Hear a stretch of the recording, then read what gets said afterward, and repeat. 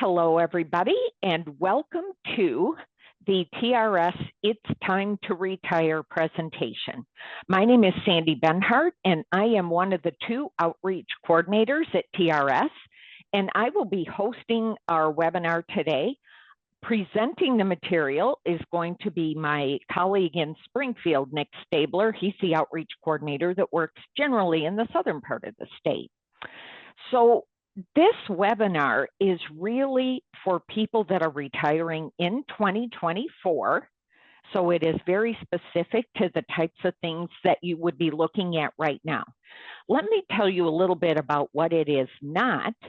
It is not to discuss how to determine your service credit, how to buy optional service, that type of thing, how to determine how much your pension is. Those types of topics are discussed in the benefit information meeting, and the recording for that is also posted on our YouTube channel. So this presentation is very specific to the types of things that you need to be looking at this point in time in order to prepare yourself to retire this year. So at this point, I will turn it over to Nick.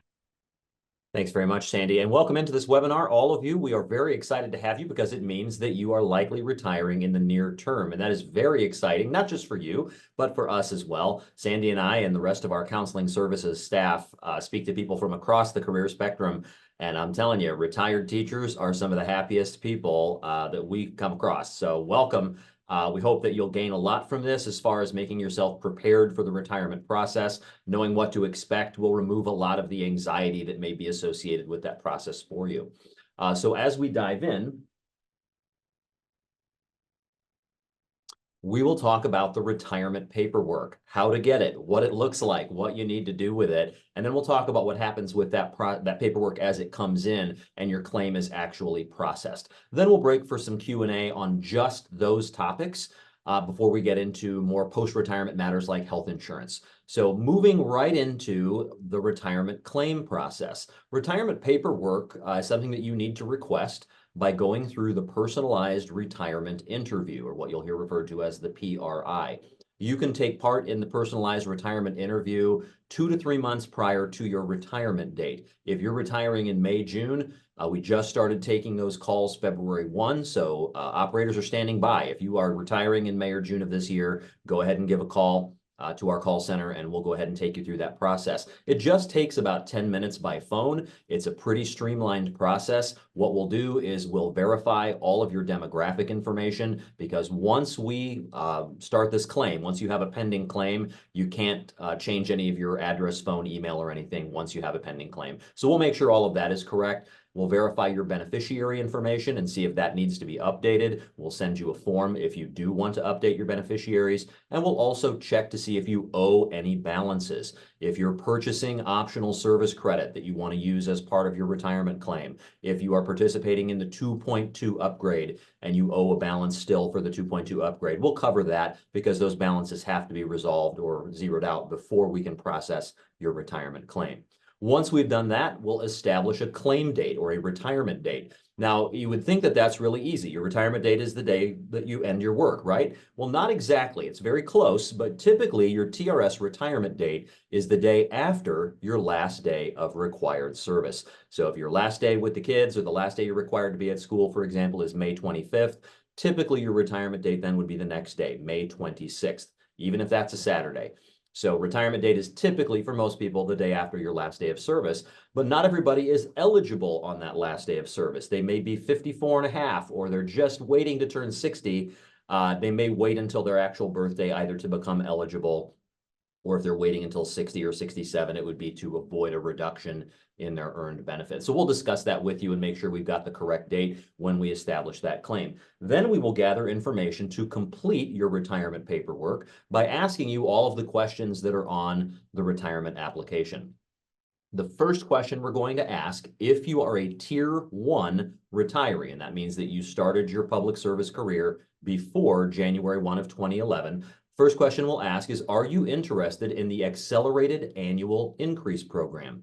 This AAI program is only available to Tier 1 members who are retiring by June 30th, 2026. So we have to have your answer to this question before we can move forward. AAI is optional, and it is an optional program to replace your standard Tier 1 compounded annual benefit increase with an upfront lump sum of payment. You're kind of buying out those future cost of living increases by accepting this upfront lump sum. Now, if you indicate yes, that you do want that upfront lump sum, you still receive your regular monthly pension benefit. You just wouldn't see any increase to that amount until you're age 67. So under AAI, you do still get an increase in that annual pension, but not until you're age 67. And those increases are lower. They are 1.5%, not compounded. So just a flat rate increase if you have elected the AAI lump sum up front. Now, if you've not already requested a benefit estimate that includes your AAI info, you've got to do that before you call for your PRI. When you call for that interview, if we ask you this question and you say, well, I'm not exactly sure yet, or I haven't really looked at my numbers, I'm not really sure. Well, we're going to stop. We're going to do an estimate with you and discuss it. And then we're going to end that phone call and let you call back for your PRI when you've had some time to digest that. It really is an important thing to know whether or not you want to elect the AAI, because once you've elected AAI, it's irrevocable. So if you say, no, I don't have any interest in the AAI program at this point, we're not going to make that offer then over the summer. So you've got to know where you stand on AAI first and foremost. Then we'll ask if you want a standard or a reversionary annuity. Now, the standard annuity is what's elected by 99% or more of our retirees. Under the standard annuity, you receive your full earned benefit while you're living. And then on your passing, if you have a dependent, that dependent beneficiary is eligible for either 50% of your monthly benefit if your dependent is, if you're a Tier 1 person, if you're a Tier 2 retiree, the spouse is entitled to 66.7% of your Tier 2 benefit. But you don't reduce your own pension at all for them to receive that 1/2 or 2/3 benefit after you pass. You have funded that separately through your survivor benefit contributions. Now, that's the standard annuity. Under the reversionary annuity, the root word of that is reverse. This would be the reverse of the standard, where you would elect to take a reduction to your own monthly pension while you're living in order to provide more than that 1/2 or 2/3 to your dependent after you pass away. That's typically only elected by folks in specific groups. One would be the retiree who has a terminal illness or otherwise does not expect to live long into their own retirement because their spouse may have a much longer life expectancy. Maybe they want to reduce what they receive for the months that they're receiving it in order to provide a larger benefit to that spouse after they pass away. Now, if you have a much younger spouse, the math is very similar because we're looking at two people who have a significantly different life expectancy. So if you have a much younger spouse, you might consider the reversionary in order to maximize what's payable after you pass away because they're likely going to live a lot longer than you. Or if you have a spouse who has no other long-term income. So if they aren't going to be receiving their own pension or Social Security, and they would be more fully reliant upon what they would receive as a survivor benefit, maybe the reversionary annuity is a good idea in that situation, but you'd still want to have a reasonable certainty that that spouse was going to outlive you by quite a ways. When you have an amount reduced from your pension to provide that reversionary annuity, if that alternate payee or that spouse were to pass away before you, anything you've had withheld to provide that extra benefit is lost. So no one would receive that. So you'd want to know with certainty that that's a good mathematical option for you. If you're not sure or have not had a reversionary benefit estimate done, just call the call center and let them know that you'd like a reversionary benefit estimate, and you'll need to provide the birth date of your spouse so that they can calculate that difference in your life expectancy and calculate that reduction of your benefit to determine what's payable after you pass away. So that reversionary is an option for you, but again, very few reversionary claims are processed each year. We'll ask you to verify your last employing school district or districts. Some folks work for one district as a teacher and then they do coaching or some other extra duty for another district. So we need to know who are your employers in this final year of work, because we need to request from each of those employers information about your last day of work, how many days you worked that year, how many dollars you were paid, and any sick leave that you had available from that district when you left or when you ended your employment there. That's going to give us the raw data that we need to calculate your benefit, to fill in these numbers in the formula and actually calculate your benefit. So if you've not notified your employer of your intent to retire, we need to know that. So we're going to ask if your employer is aware of your retirement plan. If you say, no, I haven't told my employer, that's totally fine. We're happy to keep that secret, but we can only keep that secret until you have sent us a signed retirement application, because then we need to glean that information from them about your last year of employment so that we can include that in the calculation of your benefit. If you have service credit in another public retirement fund in Illinois, which is what we call reciprocal service, we need to know if you want to include that in the calculation of your benefit. That's also something that we can estimate. So we can do a benefit estimate that includes that reciprocal service and an estimate that does not include the reciprocal service. So you can see what your independent TRS benefit would be. And then we always encourage you to make contact with that other system to get an independent estimate from them if that's available. So you want to know, again, the answer to that question before you call for PRI is whether or not you're going to be retiring reciprocally. If you're unsure, again, just contact us. We can do those estimates with you. Oftentimes we already know that you're reciprocal. We just need to know here whether or not you want to include that service. Now, if you're going to be receiving a public pension benefit from any other state, we need to know that as well. There is language in the Illinois Pension Code that says you can't receive two separate public benefits based on the same service credit. Now, typically, if you work 10 years in Iowa and then you work 10 years in Illinois, typically you've got two separate pensions, and that's not a problem. But we do need to confirm that you didn't buy your Illinois service into Iowa, or that if you bought your Iowa service into Illinois, that you've taken a refund from that other state so that you're not double dipping, essentially. So we'll do the legwork. We just need to know if you're planning on receiving that other benefit from another state. That does not include Social Security. We're just talking about public pension benefits from another state. We'll ask you if you would like TRS to withhold federal income tax from your pension.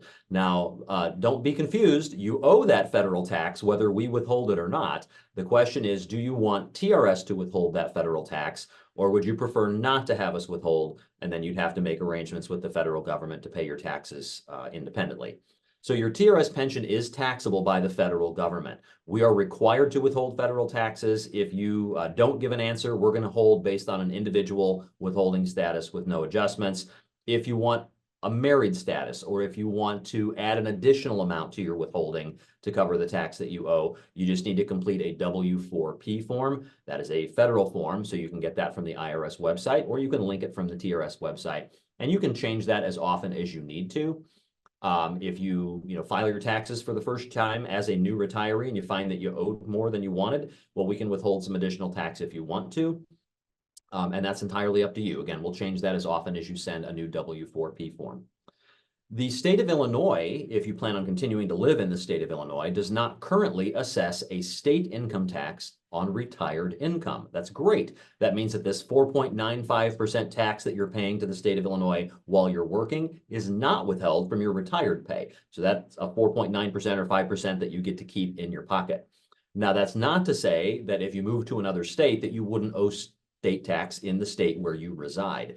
Now, TRS has an agreement with most of the states that surround Illinois. So if you're going to live in the state of Indiana, we're happy to withhold the Indiana tax for you and submit that to the Indiana Department of Revenue on your behalf so that you can have that already paid when it comes to tax time. We can also do this for Wisconsin, Kentucky, and Michigan. We cannot do this for the state of Missouri. They've just not signed on to have us withhold that tax for them. We can withhold for the state of Iowa, but Iowa recently changed their legislation to match Illinois, so they do not tax retired income. So we can withhold for Iowa tax if you feel you're going to owe some Iowa tax, but you would not owe Iowa tax on your TRS income because that's retired income. Now, if you're going to reside in another state, Missouri or any other state that I didn't mention, well, you're likely going to owe tax in that state, and we can't withhold it for you. So you just have to be prepared for that. When you plan to move, for example, to the state of Alabama, you're probably going to owe Alabama state tax. Just make sure you know how much it is you're going to owe so you can be setting that aside throughout the year.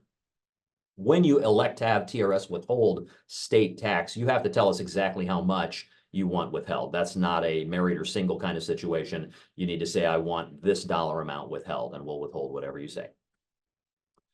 Now, once you've answered all of these questions, we will submit your information to the TRS claims department. They will audit your record, and then they will send you a retirement packet. That retirement packet is never more than 3 forms thick.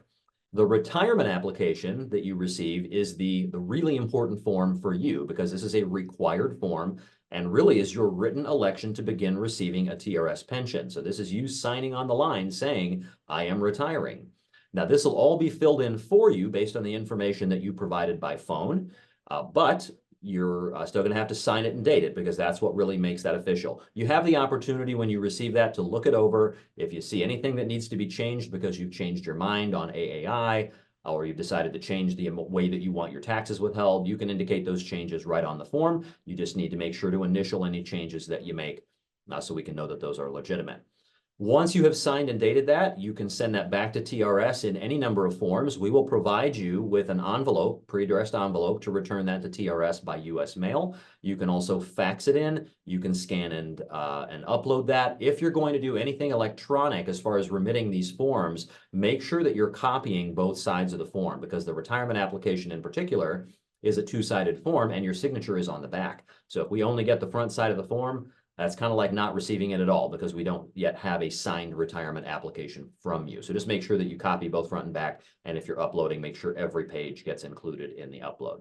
The second form is the depository agreement, which is a fancy name for your direct deposit form. This is a form that you would need to sign and take to your bank to have your bank sign to agree to have your monies electronically deposited to that bank. If you have a joint account holder, if you have a spouse or another relative on your account with you, if their name is on that account, they must also sign. And that just ensures that we have everybody's signature for legality's sake when we're depositing your money. This form can be returned to TRS along with your retirement application. We recommend that you send it back as soon as you can. We do what's called a pre-note, which is a test transaction to make sure that the account number and routing number is correctly entered in our system, so that when we're ready to issue that first check, ideally it can be sent electronically. Now, the third form is the TRIP participation election form. This deals with the health insurance that's available to you if you have at least 8 years of service credit in TRS. So that's the minimum qualification to qualify for TRIP or trail participation.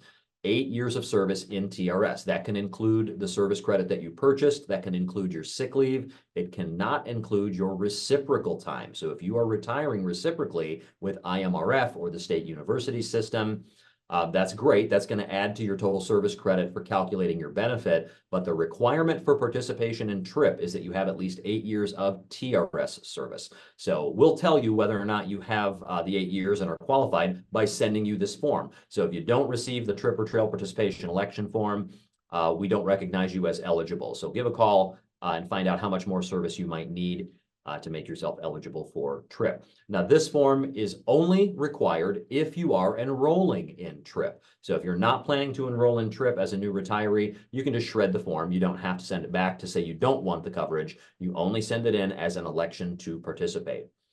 Now, the TRIP form deals with both programs. TRIP is the Teachers Retirement Insurance Program. That is the umbrella term for all of the health insurance plans that are available to TRS retirees and their dependents.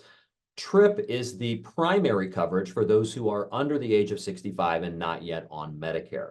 So TRIP is where most of our new retirees are enrolled, because they are typically not yet eligible for Medicare by age. But if you are over 65 and are eligible for Medicare, you would go directly into the TRAIL program. TRAIL is the Medicare Advantage plan. So this is for those already over 65 who have both Medicare Parts A and B.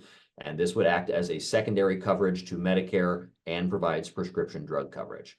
So once you've returned this form to us, then this allows us to create an account for you in the state benefit system. That means that then you would make a call to a separate number called the My Benefits Service Center, and we'll provide you with that number at the end. And that's where you would actually select your insurance carrier. You only have 60 days from the date of your effective date of coverage to do that. So you would have to call the My Benefits Service Center within that 60-day window and make an election to say, I either want this HMO or this open access plan. And that's what's going to start the process of you actually getting enrolled and getting an insurance card in your hand. Now, again, if you're not enrolling in TRIP, there's no action necessary with this form. You can shred it or throw it away. We're going to talk more in detail about TRIP and Trail and the cost and the kind of the different plans that are available to you in the next section. So stay tuned. If you have TRIP questions, don't ask those in the first Q&A. TRIP Trail is going to come when we get to the next section. Now, your employer has some responsibility to TRS as well, and that is to report information about your final year of service. I mentioned that earlier, that we've got to have official last day of work to determine your retirement date. We've got to know how many days you worked and how many sick leave days you had left that last year to calculate total service credit. And we've got to know what you were paid in that final year to determine your final average salary. So all of that information is going to be reported to TRS on the district's supplementary report form. Now, that is an electronic form. We submit that directly to your district through their reporting system. So there's no form for them to lose. It just pops up as a form they need to complete in their online system. They'll complete that and send it to us after you have worked your last day. So they can't send it early. There's no accepting it if they send it early. So if they do submit it early, we can't accept it because they can't definitively say at the district what was your last day and how many days you worked and how many sick leave days you had. So those are all kind of fluid numbers until you get to that very last day. The second form for the district, also an electronic form, is the sick leave granting certification. Now, this form is even though your sick leave days are reported on the supplementary report form, this form tells us about the granting of those days, whether any of those days were granted over and above the district's normal contractual allotment. That there is a cost oftentimes to the district if they have done that. So we've got to know how many days were granted and when so that we can calculate the cost to the district. That's not a member cost. That's only a cost to the district. This is also one that can only be reported after you have worked your last day. They typically submit the supplementary report form and the sick leave granting certification at the same time. But again, these are district forms. There's no responsibility from you. That's all on your employer. Now, claim processing begins once you have worked your last day, submitted all of your forms, and the district has submitted all of their forms, and you have paid any balances that you owe. So claim processing is really the actual calculation of your benefit. So if you have elected the AAI program, there's one additional exchange of paperwork that has to happen between TRS and you, the retiree. So once all of your forms are in, district forms are in, and your balances are paid, we will calculate your benefit, and then we will notify you if you've elected yes to the AAI program, that this is the official amount of your AAI offer. This is the actual amount of your monthly benefit if you do or do not accept AAI in the long term. So we'll give you a chart that shows the growth of both benefits over time. This is your actual election. So this form has the check yes or no boxes as to whether or not you want the AAI program or if you want to take the standard 3% annual increase as a Tier 1 member. Once that form is in then, if you've received it, then we'll go ahead and finalize processing of your claim and issue that initial retirement check. Now, we typically take 60 to 90 days for full processing of your claim. That seems like it's a long time, but in reality, within education, most people are retiring in May and June. So our retirement season is the summer. So over the summer, we're processing 3,000 to 4,000 retirement claims. So we can't say with certainty that it's going to take 60 or 90 days, but that's the same gauge that we give to everybody. Now, that initial payment, when it's issued, even if you've been waiting for 90 days, is going to pay you retroactive to your retirement date. So if your retirement date is on the 25th of May and your first check arrives on the 1st of August, that August 1 check is going to pay you for all of July, all of June, and those prorated days from the month of May. So we're going to make whole any dollars that you have been waiting for over the summer in that initial check. Then you receive one payment every month for the rest of your life. So TRS benefits are paid through the month of your death. Those checks are issued, or those direct deposits are issued on the first banking day of each month. So if you have elected electronic deposit or direct deposit, which we highly recommend, you will get that initial check or those checks every month on the first banking day of the month. Now, if the first of the month falls on a regular business day where the bank is open and conducting business, typically you would have your money in your account available for use midnight or early in the morning on the first day of the month. But if the first of the month falls on a Sunday or on a bank holiday like Memorial Day or Labor Day, then those checks or those funds would not be available in your account until typically the next day. Now, Saturdays are kind of a wild card. It just depends on your bank and whether or not they consider Saturday to be a business day. If the first of the month falls on a Saturday, you may have your money in your account that day if your bank considers Saturday to be a business day, and they will post transactions. Otherwise, it would be the following Monday, assuming that's a bank day. Benefits are paid 1 month in arrears. This is important. So when you are paid on the 1st for September, for example, you are being paid your August pension on the 1st of September. So your check you receive on the 1st of the month is payment for the prior month's pension. The same is true for trip and trail premiums that are deducted from your check. We are issuing a check, for example, on the 1st of September for the month of August. And that means that the premiums that are deducted from your September 1 check are for your August coverage. If the effective date of your insurance coverage is the 1st of September, you would not see a premium deducted from your September 1 check because you didn't have coverage in the month of August, and it's August that we're paying for on the 1st of September. So you'd see your September premium deducted from your October 1 check, which is when we're paying you your September pension. Now back to that AAI program for a moment. If you have elected the AAI as a Tier 1 member, once you've officially received notice of your first retirement check, we will then send you the AAI application. This simply tells TRS how you want those monies distributed to you, that AAI lump sum. You have several options. You can elect to take that as a check made payable to you. If you do that, we must withhold 20% for federal income tax. So we will do that automatically if you say, I just want the check made payable to me. If you instead want to keep that intact without the tax withheld and without having to claim that as income that year, you can elect to have those AAI lump sums rolled over to another qualified plan. For example, your 403B, your 457B. If you're participating in the TRS Supplemental Savings Plan, that's a 457B that can accept your AAI. Additionally, if you have an IRA or some other qualified plan through your bank or through your financial planner, then just have that financial planner certify that that account is eligible to receive a rollover from TRS, which is a 401A program. Now, you can also do a combination of the two. The average AAI lump sum is about $150,000. So if you were going to get a payment for $150,000, but you wanted to take, say, $20,000, and take yourself and your spouse or maybe your kids on a fabulous vacation to celebrate your retirement, that'd be fine. You can take that $20,000 as a check made payable to you, but we would withhold 20%, so you'd actually receive $16,000. And then the remaining $130,000, you could roll over to some other tax sheltered plan. It would remain intact. We would not withhold any tax, but we would issue that check then directly to that other qualified plan.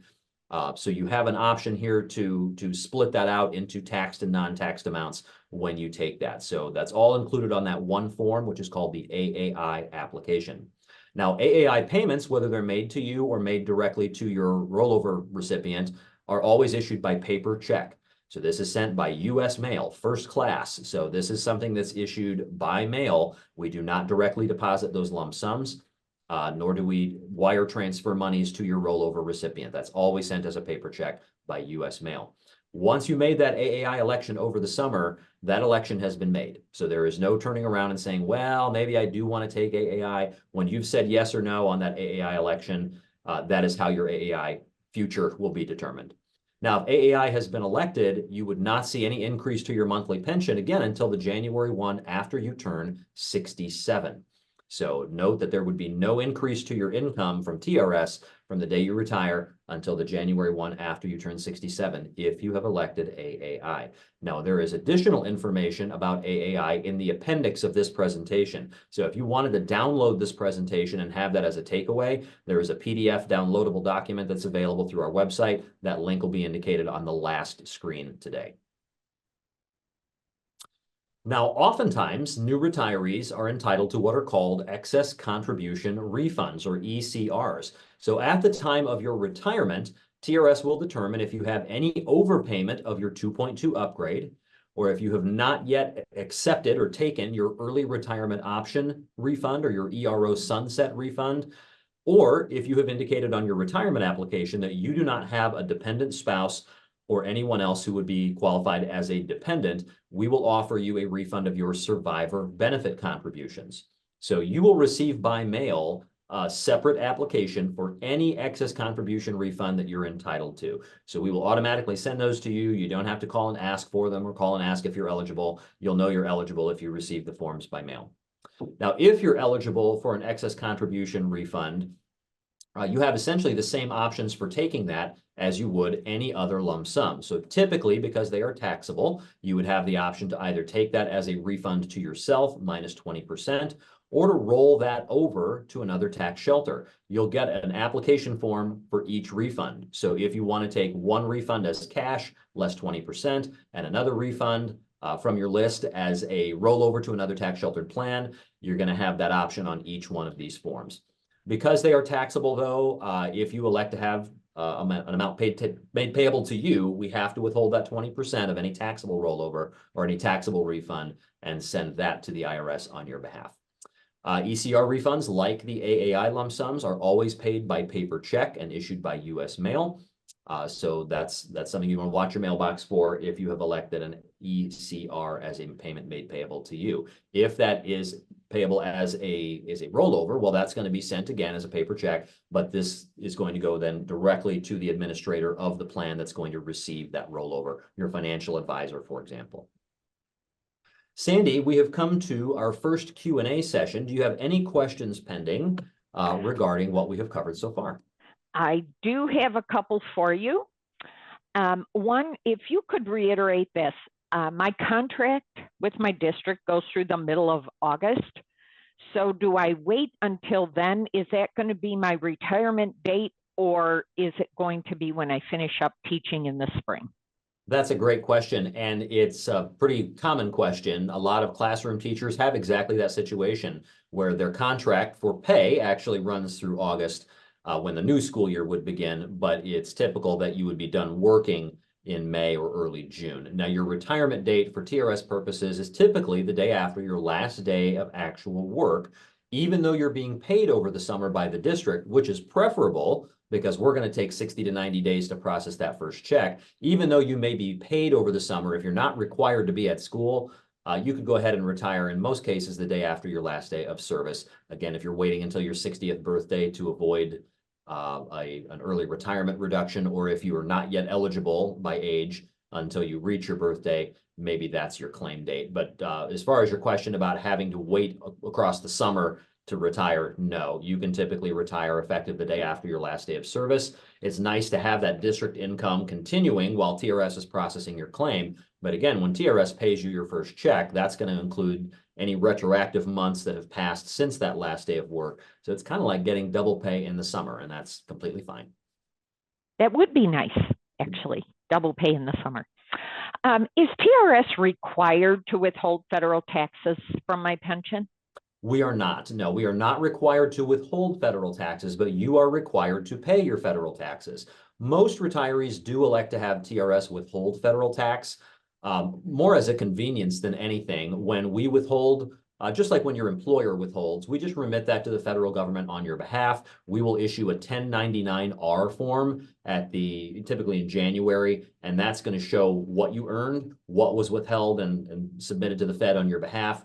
And that's what you would then use to file your taxes, very much like you'd use a W-2 form from your active pay while you're working. That 1099 form does the same thing. But no, to your question, we are not required to withhold it. If we don't withhold it, you're still going to get a 1099-R form that just says this is how much you earned and TRS didn't withhold anything. Then it's between you and the IRS as to how you would settle with them. All right, thank you. One more question for things you talked about in this first half here. If I have a bunch of sick days that I do not need, say 400 sick days, when I get those extra checks from TRS, will I get any payment for sick days over and above what I need? No, ma'am. When you have sick leave days in excess of the number that you need for TRS benefits, those days from a TRS standpoint really don't have any value. I won't say that they're lost, but those days do not go toward the calculation of your benefit beyond what is needed. So, for example, you have 400 sick leave days in Sandy's example, well, you can only use up to 340 days toward the calculation of service credit with TRS. That equates to 2 years. So any days that you don't need for TRS benefits, they just don't have any effect here at TRS. There's no refund that we would pay for those. You may contact your employer and find out if they have a policy for paying a per diem rate or a flat rate amount for any days that you don't use, but there would be nothing payable on those from TRS. Okay, very good. All right, the other questions are going to be on topics that you'll cover, so I'll leave those to the second Q&A. Great. All right, thanks, Sandy. Moving right along to trip and trail. So many times folks log into these for this reason. They want to know, what's my health insurance going to look like? What are my options? What's it going to cost? And so we're going to answer a lot of those questions here within the slides. So health insurance under the state of Illinois for TRS annuitants and their dependents is called TRIP. That's the umbrella term, regardless of your age or dependent status. If you're enrolled in our program, you're in the TRIP program. Again, as I said earlier, your qualification is just that you have at least 8 years of TRS service credit within your claim to be eligible. If you're eligible with 8 years of service or more, everybody qualifies for the same premiums. Everybody qualifies to enroll their dependents at the same premiums. So it's not as if having more service credit does anything on the insurance side. As long as you meet that 8-year requirement, you're in the club. Now, insurance carriers are determined by your county of residence. So whether you're in state or out of state, it's the state and county in which you reside that determines what plans are available to you. So when you're under the age of 65 and using regular TRIP, you have HMO coverage, open access plan coverage, which is HMO PPO hybrid essentially, and you have a PPO that's available everywhere. Now, those plans work as your primary coverage before you're age 65. Most of our new retirees are under the age of 65, so most are using the regular TRIP program as their primary coverage when they're under 65. Now, once you turn 65, then you would transition to the TRAIL program. TRAIL is the Medicare Advantage component of the TRIP program, so it's still a part of TRIP. If you're 65 or better and you have both parts A and B of Medicare, then Medicare Advantage is what's available to you through TRAIL. That includes prescription drug coverage. In fact, any of the programs that you're on through TRIP or TRAIL are going to include prescription drug coverage, but do not include dental or vision coverage. So you do not have dental or vision available through TRIP or TRAIL. You'd have to find that externally. Now, most new retirees enroll when their coverage terminates. You're actually available, first available enrollment date is the first of the month after your retirement date. So if you're retiring, for example, on May 25th, technically June 1st is your first date of eligibility with TRIP. But most of the time, if you're being paid through the summer by the district and are on district coverage, they will typically cover you until you are no longer being paid. So we see most of our new retirees coming on August 1 or September 1, whenever it is that the district has stopped paying you, first of the month after those checks have stopped from the district. Check with your employer to find out when it is that their coverage will terminate, and then you can make that the official date that you want, or the date first of the month after that as the effective date of your TRIP or TRAIL coverage, and you just indicate that on your TRIP participation election form. We call that deferred coverage, and you actually can defer for up to 4 months beyond your retirement date, but that coverage would always begin on the first of a month. That participation election form, even if you are going to be deferring for 4 months to, for example, September 1 coverage, send that back as soon as you can. As soon as you know the effective date of the district's termination so that you can determine the effective date of your TRIP TRAIL coverage, get that form completed. I always recommend that you send all of your retirement forms back together. Your retirement application, direct deposit form, and TRIP participation election can all come back together, and we'll give those to the individual departments that would work with them. Again, if you're not participating in TRIP TRAIL as a new retiree, go ahead and shred that form. If you decide to enroll later, which is your option, we can just send you a new form then. Your employer may be willing to pay for a portion of your TRIP coverage. That is frankly fairly rare, but you're certainly welcome to ask your employer if they are willing to pay any portion of your TRIP or TRAIL premiums as a retiree. And if they are, they would need to complete Section 3 of the TRIP TRAIL participation election form from your packet. And that's going to tell us that they'll pay it, how much they'll pay, and for how long. So we have to have that information from the employer on your participation election form. Now, I want to talk about TRIP TRAIL just generally for a moment. TRS is closely associated with TRIP and trail because it's only our members, our retirees and their dependents who are eligible to use TRIP or trail, but we do not administer that program. In reality, the state of Illinois, through their Department of Central Management Services, see that CMS logo on some mailings, they are actually the plan administrator. They actually sign the contracts and negotiate the contracts with individual carriers. They determine what carriers are available then in each region, by county, et cetera. And they administer those contracts once they are written. So that really determines the plan. Now, they have hired a third-party administrator to handle things like enrollment. So if you are calling the number that we're going to show on the last screen here, that is for the My Benefits Service Center. Actually, it's on this screen as well. But that My Benefits Service Center is where you're going to call to say, hey, I want this HMO and I want to enroll my spouse and this dependent. And they'll tell you then what documents you need to submit to verify your dependents and to actually get enrolled. They will then transmit that information to your chosen carrier, and that chosen carrier then will send you that actual ID card, the health insurance ID card. Now, TRS does come back into the picture once we have got you retired and you're enrolled in that program, as we will withhold your monthly insurance premiums from your monthly pension payment. So that's where we re-enter the process. But initially, TRS just sends you that form saying, do you want the coverage and when? And then we enter that data into the state's computer and they take it from there. So TRIP and trail are really available to you for your lifetime. If you don't enroll initially, really it's available anytime that you find yourself without coverage. Now on the screen right now is the regular TRIP premium chart. So regular TRIP means under the age of 65, not yet on Medicare. I don't know if you can see my cursor or not, but I'm going to move my mouse over this second column of numbers where it says not Medicare primary, age 26 to 64.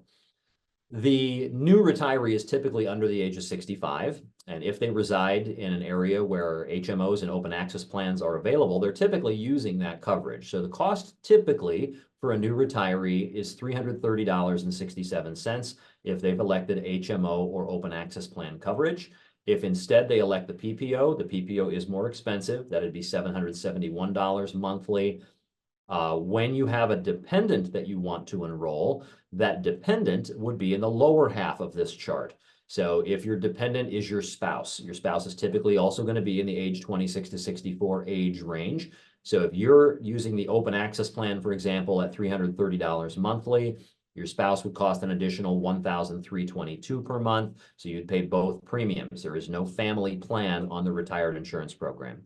If you have a dependent who is under the age of 26, a child, for example, who's still in college or needs the coverage under age 26, they would be an additional $425.96 per month. If you have multiple kids, well, you'd multiply the $425.96 by the number of kids. So you have this coverage available for every member of your family who qualifies as a dependent, but premiums are a la carte, as we say. There is no family plan. You'd pay a separate premium for each of them. Now, once you turn 65, assuming you have no non-Medicare dependents, you would transition over to the TRAIL program. Now, TRAIL is the Medicare Advantage component, again, of TRIP. So the premiums on your screen right now would replace the premium that you were paying on the last screen for regular TRIP. You'll notice that they are very, very low. Those decimal places or points are in the right place. It really is $2.16 monthly for you as the member to have Medicare Advantage coverage. And again, this acts as a secondary coverage to Medicare and a prescription drug program when you're enrolled in both Medicare Parts A and B. So it is very, very cheap. You'll note that the dependent rate, instead of $1,300 a month, is $6.49. So we would see a lot more dependent spouses enrolling in the program post-Medicare age than we do typically when they're under 65. I want to go ahead and address a very commonly asked question right now, and that is, well, I'm turning 65 3 years ahead of my spouse, who is several years younger than me.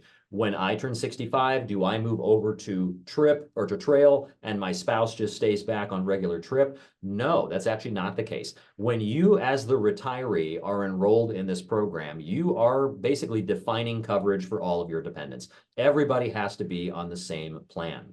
So I'm going to go back to this chart for a moment. When you, as the retiree, are a little bit older than your spouse, when you turn 65, you would move not from TRIP to TRAIL, but from TRIP as primary coverage to TRIP as a secondary coverage to Medicare. So you would move to this column at the right. So instead of paying $330 monthly, you'd pay $130 monthly because Medicare is paying the primary payment on any of your claims. Your liability with us is considerably reduced, and so we would reduce your premium as well. So you would have your own premium then become $130.68 per month, while the spouse is still back here at $13.22 per month. Then when your spouse is also 65, then you could jump both of you at the same time to trail and pay those lower premiums then once you're both on Medicare. Now, as I said earlier, dental and vision coverage is not available through TRIP or Trail, but you can get dental and vision coverage in several different ways. You can work with your employer if they offer dental and vision to possibly stay on the district's dental and vision coverage under a federal rule called COBRA. Dental and vision coverage then would just continue as it had been when you were working, and you would pay a COBRA premium probably directly to your employer or to that carrier, but that would be external from TRS. Now, there are also statewide teacher organizations, and those statewide teacher organizations will typically offer a dental or vision plan because they know that the state of Illinois does not make that available through TRIP and Trail. So if you enroll in one of those statewide teacher organization dental or vision plans, you could have those premiums withheld from your TRS check as a courtesy. We don't administer that coverage. We don't endorse it. We don't explain it. We don't understand it. All we know is that it's available to you, and that if you're enrolled through that partner organization, then we're happy to withhold the premium just for convenience, so we can take that directly out of your check. Now, as a retiree, you are not only allowed to continue working in a TRS covered position, you are actually encouraged to do that. There is special language within the law that deals specifically with your return to that type of work as a retiree. Now, several qualifications must be met before you can go back to work as a retiree. The first one is highlighted in red here. You must have received your first pension check. That is non-negotiable. If you have received that first payment, you're eligible. If you haven't, you're not. Even if you've received a letter that says you're about to receive that first payment, but you haven't received it yet, you're not yet retired. You are not yet eligible to return to service in a TRS covered job if you are not yet in receipt of a pension check, because that is what makes you retired. Now, because it takes 60 to 90 days to process your retirement check, you're typically going to meet these next two requirements while you're waiting for the first one. So you can't work until at least July 1 of the new school year. So if you're done in May, you're still in that last school year where you were actively contributing. You can't work as a retiree in the same year as which you actively contributed. So you've got to wait for the start of the next legal school year, which is July 1. Now, again, you probably haven't received your first retirement check by July 1, so that's not a problem. Also, you must not return to the same district from which you retired for a period of at least 30 days. Well, again, we're probably going to take till at least the 1st of August to issue your first retirement check. So you're just going to have to lay out the summer and wait for that initial retirement check to qualify. Now, before you retire, you cannot prearrange post-retirement work with that last employer. You can talk about it all you want to, but don't sign an employment agreement saying that you will work as a sub or part-time person in the next school year. Don't sign that until you've received your first retirement check, because that's what's going to make you eligible. If you have prearranged in writing that post-retirement work, well, we don't consider you to have met that 30-day layout requirement. It's not just TRS, that's really an IRS rule. In order to reap the benefits tax-wise of being a retiree, you must lay out those 30 days. Once you have met all of those qualifications, then you are limited as to the number of days or hours that you work in a TRS covered job. And presently that limit is 120 days, that's school days, or 600 hours. If you're working fewer than 5 hours per day, you just count your clock hours against a 600-hour limit. Now that's going to reset to 0 on the 1st of July every year. So when we talk about the legal school year, we're talking about July 1 to June 30. Now, if you are going to be retiring reciprocally, meaning with TRS and another pension agency, every agency is going to have its own post-retirement work limit. So just make sure that you're not violating the limit with any of the systems from whom you're retired, because if you are retiring reciprocally and you exceed the post-retirement work limit with one system, all of your pension checks stop. Pension checks from every system would then stop if you're retired reciprocally. Now, again, we only limit the number of days or hours that you would work. We do not limit what you can earn, and that is true both in the TRS realm and in the private sector. So if you're working in any capacity as a retiree, you can earn as much money as you can get people to pay you, We don't limit your earnings. We don't monitor your earnings. We only monitor the number of days or hours that you are working in a TRS covered job. Now, if we have any Tier 2 retirees with us, those who are retiring as a Tier 2 member, meaning you started your public service career after January 1 of 2011, you have one additional layer of concern, and that is as a retiree from TRS, Tier 2, you cannot accept full-time employment in a position that's covered by any other pension system in the public realm in Illinois. So you couldn't go back full-time under IMRF or full-time under state universities, et cetera, but you could take part-time work. The only rule that's stated in the law is that if you're Tier 2 and an annuitant, you can't go back to work full-time in any other public position.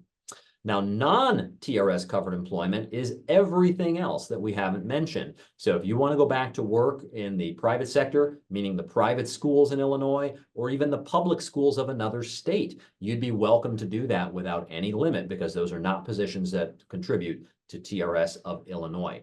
Again, if you're going to work in the reciprocal realm, just make sure that there isn't a limit there if you're already receiving benefits from that system.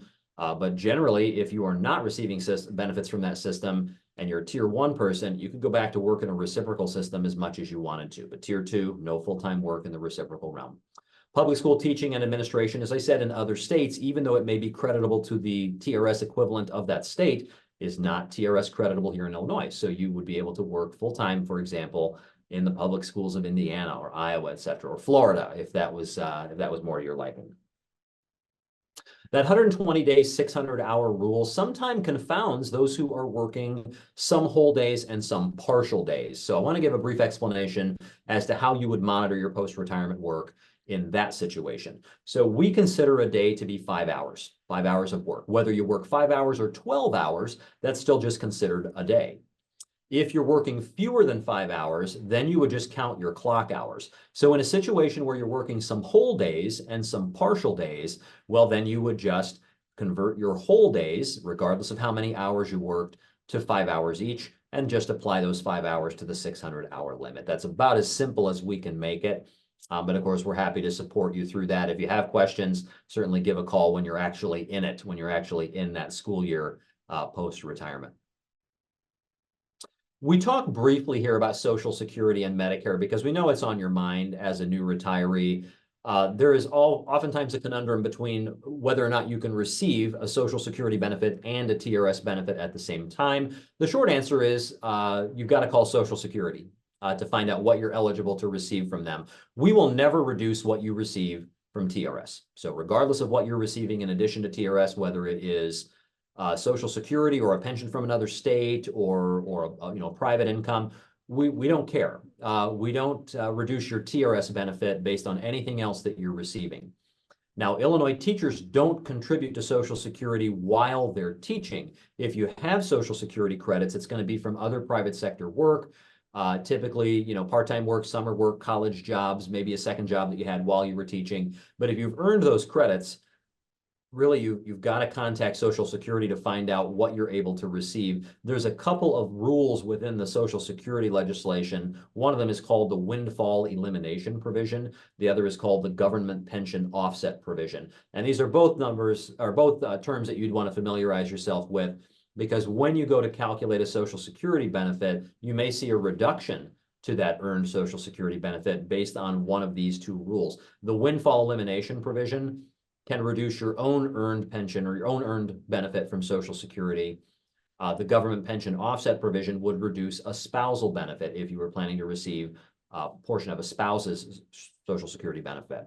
So again, we don't know what you're entitled to receive or whether or not you're subject to these reductions. You've got to call Social Security to determine that. Now, Medicare is the health insurance component of the Social Security benefit structure. So if you are working in a TRS covered position, you are typically paying into Medicare, but we don't know that either. You'd have to contact your district or check your pay stub and see if there is a deduction that says FICA. FICA would indicate that you are having money withheld for Medicare. So Medicare is typically available to you at age 65, but you've got to have enough credits to qualify. So again, contact Social Security to determine your eligibility for any benefit, be it Social Security or Medicare benefits.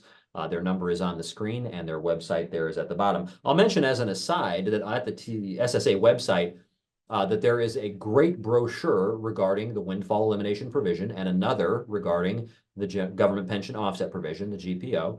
That's one page front and back. You can download it or just view it online from their website. And that's going to help you understand what goes into that math. And it'll also help you to understand maybe how much is going to be reduced percentage-wise off of what you receive from Social Security. But ultimately, the dollars and cents numbers can only come from SSA. On the screen right now is our last slide, and this has lots of information. I'll start on the right. The TRS phone number, this is where you'd call for your PRI or with any questions about your retirement forms, etc. That's the anti-anxiety hotline. So that's where you're going to call anytime you have a question about your TRS retirement claim. The answer lies with the people who will pick up the phone at that number. We are available Monday through Friday, 8:30 to 4:30. If that is not convenient for your workday, on the left-hand side is the members email address, members@trsil.org. A benefits counselor, the same person who would answer the phone, is in charge of that email box. Every day there's a designated email counselor. So they can provide you with a written response, typically within 1 business day. So that's another way to get that information or those answers. Also on the left-hand side in green there is the TRS web address. trsil.org is our website. All of our brochures are in print. You can access a video library that includes this recording, a recording of this presentation, and lots of information besides that. All of our newsletters, all of our legislative updates, anything that is normally on in your mailbox or you would expect to see in your mailbox, you can see electronically on the TRS website. That is also the portal to your online account. So that's another great place to go once you're a retiree, because that's where you'd get your retired pay stub. That's where you'd see a breakdown of your monthly benefit. Just below that are our TRS Facebook and Twitter addresses. I recommend that you follow on one or both. That's just going to give you the opportunity to take in passive information from TRS about legislative updates or just reminders sometimes that, hey, the annual health insurance benefit information, or excuse me, the annual health insurance open enrollment is about to happen. So there's great information that you can get just passively through your phone on those pages as well. Back to the right-hand side, there's that number that I promised for the My Benefits Service Center. That's the number that you would call for actual enrollment, for actual, selection of a retirement insurance provider. That's where you would select, that's where you'd elect to enroll your dependents. That number is where you would learn what information do I need to provide to the state to get my dependents enrolled, what documents do I need to prove that my kid is my kid, that sort of thing. And just below that is the presentation link. So if you want to download the PDF version of this presentation, that is the link to do so. So you can go to our website, trsil.org/time-2-retire-meeting. That link will give you what we presented today. You can have that as a takeaway or for reference later on. But again, anytime you have a question about anything we presented today or didn't present today, certainly give a call. That phone number is Monday through Friday. That's where to get the information you need. Sandy, I'm going to go ahead and leave this displayed as we go through any Q&A that has come in for the second half. There are a couple things that I can sort of put together for you. One is for people that are moving out of state after retirement. Is there any type of post-retirement limitation on earnings or the amount of work? And can they still get health insurance?